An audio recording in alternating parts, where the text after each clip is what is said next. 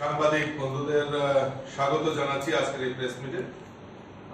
আজকের এই প্রেস মিটে আমার সঙ্গে রয়েছেন আমাদের যিনি লোকসভার যিনি ইনচার্জ দায়িত্ব নিয়ে কাজ করেছেন, আমাদের রাজ্যের মাননীয় মন্ত্রী শ্রী প্রণজিৎ সিংহ রায় মহোদয়। আমার সঙ্গে উপস্থিত রয়েছেন আমাদের মাননীয় মন্ত্রী আদরণীয় সুশান্ত চৌধুরী মহোদয়।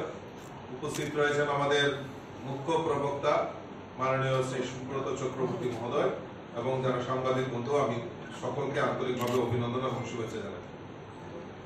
আপনারা জানেন যে ইতিমধ্যে যে আজকে আমাদের পূর্ব ত্রিপুরা আসনে লোকসভা নির্বাচন সংগঠিত হয়েছে।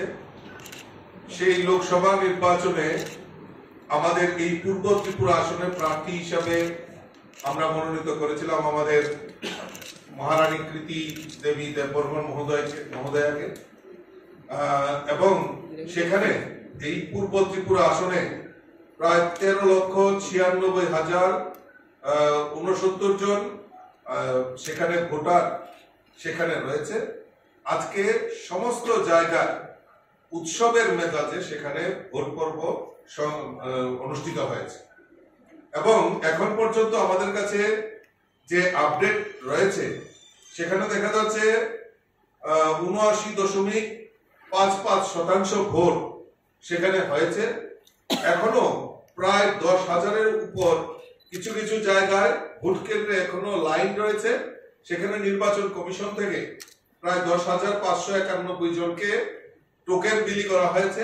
যদি সেই এভারেজ ধরা হয় তাহলে আমাদের এই রাজ্যের পূর্ব ত্রিপুরা আসনে 80.31% মতদাতা ভোটদাতা সেখানে তাদের ভোট প্রয়োগ করেছে। এবং সবচেয়ে বেশি আমরা যদি দেখি সাবরুমে প্রায় 85.64% এই কেন্দ্রে ভোট দিয়েছে। আমি সমস্ত আপনাদের মাধ্যমে আমি ধন্যবাদ জানাই। এত গ্রীষ্মের তাপদাহেও আমাদের এই রাজ্যে ভোটদাতারা উৎসবের মেজাজে আমাদের এই পূর্ব ত্রিপুরা আসনে ভোটদানে অংশগ্রহণ করেছেন। আমি ধন্যবাদ জানাই এই রাজ্যের সমস্ত ভোটারদেরকে যারা এই নির্বাচনে অংশগ্রহণ করেছেন। আমি ধন্যবাদ জানাই আরক্ষা প্রশাসন, সাধারণ প্রশাসন সহ যারা এই ভোট কাজে নিয়োজিত ভোট কর্মী, যারা এই সুষ্ঠুভাবে এবং আন্তরিকতার সঙ্গে যারা এই ভোট কেন্দ্রকে ভোটারদের যেভাবে সহযোগিতার মাধ্যমে ভোটদান করেছেন তার জন্য আমি সকলকে আন্তরিকভাবে অভিনন্দন এবং শুভেচ্ছা জানাচ্ছি।